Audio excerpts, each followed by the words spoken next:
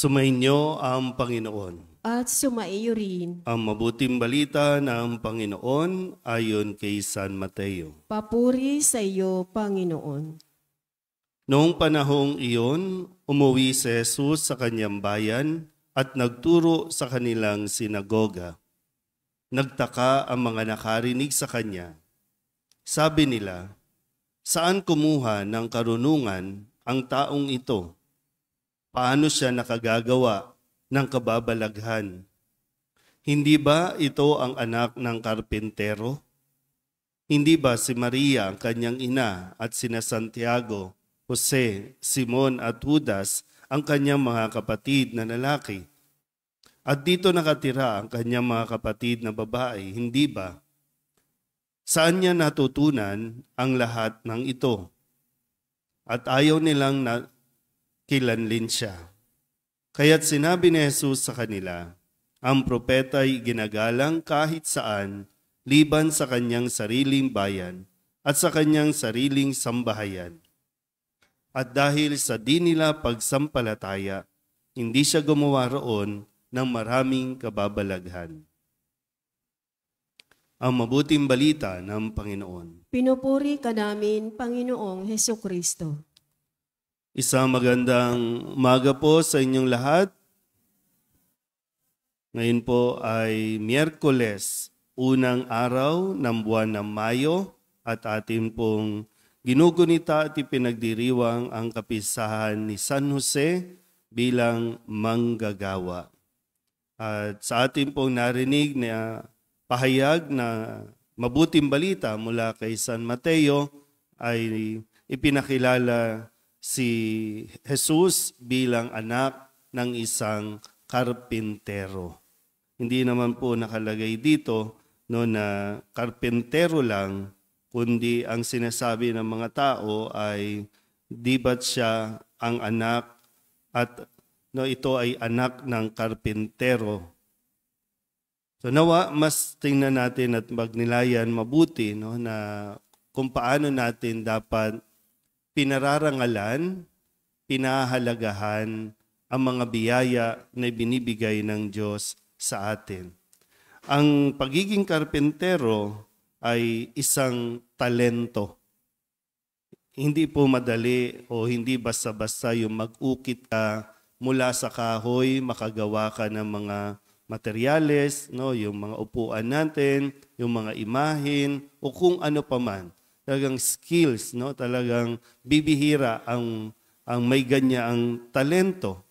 Pero sa pamantayan ng tao, karpentero lang ay medyo mababang uri ng hanap buhay, mababang uri na kinabibilangan ng mga tao kapag ganito ang trabaho. Kasi ang noon talagang kailangan ay mayaman ka, mayroon kang mga taniman, mayroon kang mga ubasan, at malaki ang bahay mo. Ganon ang paningin ng mga tao noon, magpasa hanggang ngayon.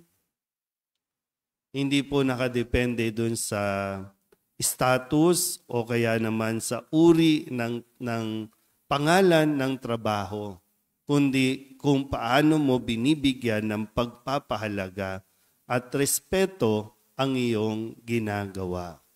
Kahit ano pa yan. Kasi kung tutusin, lagi natin itong napapagnilayan, bakit sa isang karpentero na mababa ang tingin ng mga tao, ang pinili ng Diyos para maging ama ni Jesus?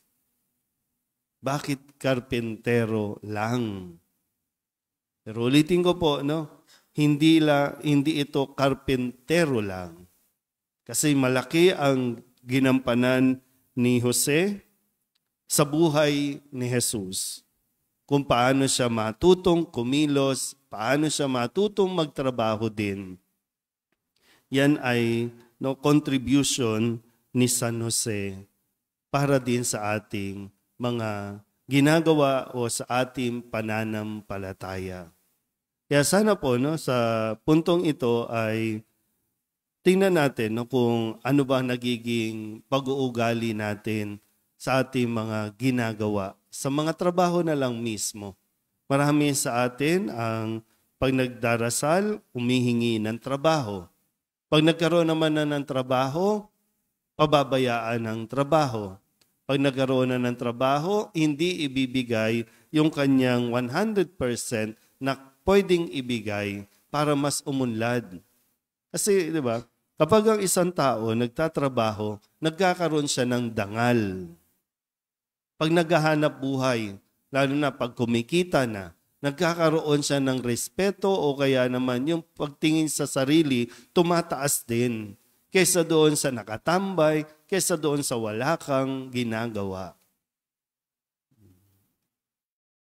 Kaya nga ngayon, no, sa atin din pong narinig na unang pagbasa, hindi lang tayo basta nagtatrabaho. Kaya nga sabi dito, no, matapos lalangin ng Diyos ang lahat, no, sa buong daigdig, naglaan siya ng isang araw upang mamahinga.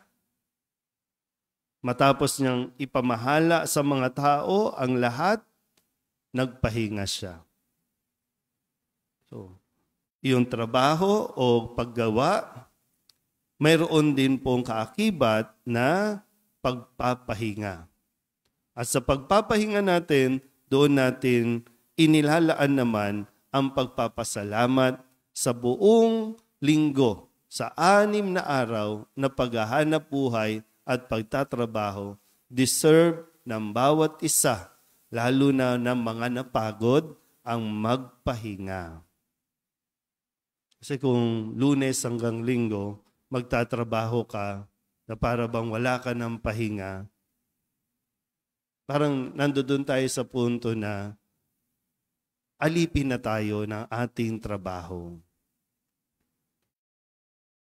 Hindi naman tayo ginawa ng Diyos na para maging alipin. Katiwala nga tayo eh. Bilang katiwala, hindi naman tayo pinahihirapan na inaabuso ng Diyos. Ang tao ang kadalasang umaabuso ng kanyang sarili. Minsan po, no, mas kapag yung trabaho ng magulang, halimbawa po, no, maganda po na mapagnilayan ito. No? Kapag ang trabaho ng mga magulang ay simple lang, mas may oras ka sa iyong mga anak. Mas natututukan mo ang iyong mga anak. Pero kapag ang trabaho mo talagang nagdi-demand, no? Nagdi-demand ng napakaraming oras, nakukompromise ang oras mo sa iyong pamilya, lalong-lalo na sa iyong mga anak. At hindi mo namamalayan, nakukompromise din ang iyong kalusugan. Kaya trabaho ka ng trabaho, pag wala ka ng lakas, wala ka ng silbi sa kumpanya. Kaya mas maging matalino, mas maging mapanuri. Kasi mamamatay ka, ang kumpanya hahanap lang ng kapalit. Pero ano yung mga na-compromise natin? Ano yung mga nawala sa atin? Magtrabaho ka kasi nararapat yun. Lalo na sa mga tatay, lalo na sa mga kalalakihan, responsibilidad ng lalaki yan sa tahanan ang mag-provide. Pero hindi sinasabi na pabayaan mo ang iyong pamilya, pabayaan mo ang iyong sarili, lalong-lalo na pabayaan mo ang relasyon mo sa Diyos. Ikaw ang sasandalan. Kung ano man, no? Minsan talaga ding nasa pag-uugali din talaga, no?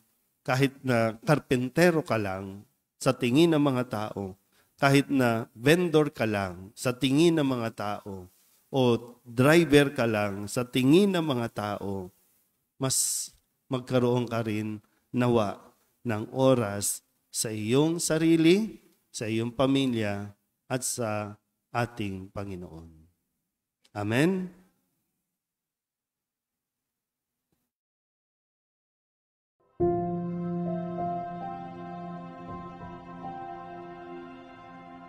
Thank you.